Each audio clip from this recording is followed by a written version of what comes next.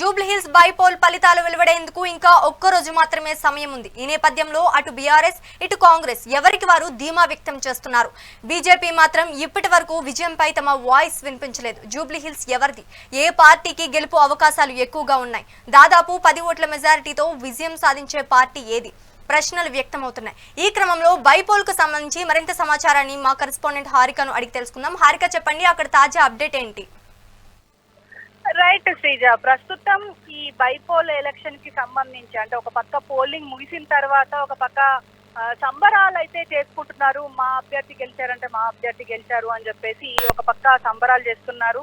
అందులో ముఖ్యంగా ఇటు కాంగ్రెస్ అభ్యర్థి నవీన్ యాదవ్ ఆఫీస్ దగ్గర కావచ్చు, ఇంటి దగ్గర కావచ్చు, ఈ సంబరాలు అయితే అంటే ఖచ్చితంగా మొత్తం ఇటు పోల్స్ చూసుకున్నా, సర్వేస్ చూసుకున్నా, చాలా సర్వేలు దాదాపు ఒక 10కి పైగా అంటే కేకే సర్వే, ఇటు మస్తాన్ కి సంబంధించిన సర్వేలు కాకుండా ఇంకో పక్క మాత్రం చాలా సర్వేలు బయటకు వచ్చాయి. అందులో దాదాపు 48% ఇక్కడ నవీన్ యాదవే గెలుస్తున్నారు అన్నట్టుగా ఒక పక్క సంబరాలు చేసుకుంటూనే ఉన్నారు. ఒక పక్క ఈ పోల్స్ రావడం ఇవన్నీ చూస్తుంటే మాత్రం నవీన్ యాదవే గెలిచారు అని చెప్పేసి ఇటు కార్యకర్తలు కావచ్చు, ప్రజలు కావచ్చు ఫిక్స్ అయిపోయారు. అయితే ఇందులో ముఖ్యంగా మనం దాదాపు నిన్న జరిగిన ఈ పోలింగ్ విషయానికి వచ్చి మాట్లాడుకుంటే మాత్రం ఇక్కడ 48% మాత్రమే పోల్ అయ్యింది. అంటే దాదాపు 50-60% ఎక్స్పెక్ట్ చేశారు. ఇటు నిపుణులు కావచ్చు, ఇటు అభ్యర్థులు కావచ్చు, ఇటు అధికార పక్షం కావచ్చు, ప్రతిపక్షం కావచ్చు, అందరూ కలిసి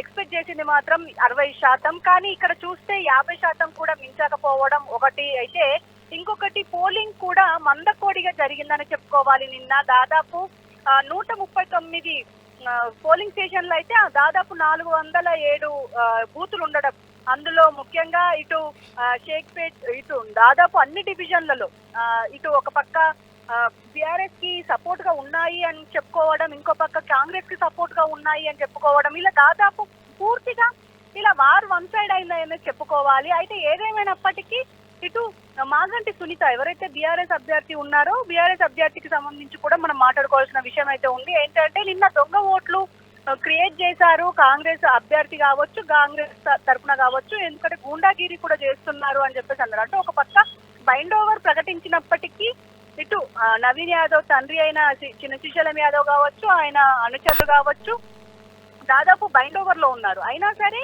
దీనికి సంబంధించి అంటే గూండాయిజం చేస్తున్నారు, చుట్టుపక్కల ఎవరైతే ఇప్పుడు ప్రజలు ఓట్లు వేయడానికి వస్తున్నారో అప్పుడు మభ్యపెట్టడానికి ప్రయత్నాలు జరుగుతున్నాయి, డబ్బులు ఇచ్చే కార్యక్రమం కూడా జరుగుతుంది అని చెప్పేసి ఇలా చాలా వరకు ఆరోపించారు. కొన్నింటికి వీడియో ప్రూఫ్ కూడా మనకు చూపించారు.